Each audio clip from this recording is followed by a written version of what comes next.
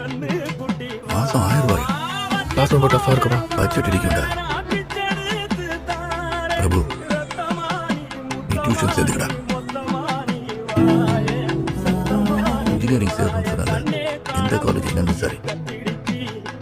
Mark ரொம்ப கம்மியாக இருக்கும். அதனால மேனேஜ்மெண்ட் சீட்டில் தான் வரணும். ரொம்ப செலவாகும்பா.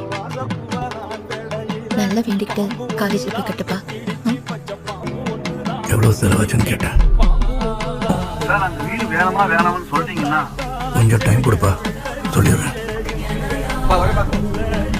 இன்னைக்கு சொல்லிடுறப்பா, வேணுமா வேண்டாமான்னு. இவ்வளோ தூரம் வந்தேனே சார், பேச ரிஜெக்ட் பண்ணுறீங்க.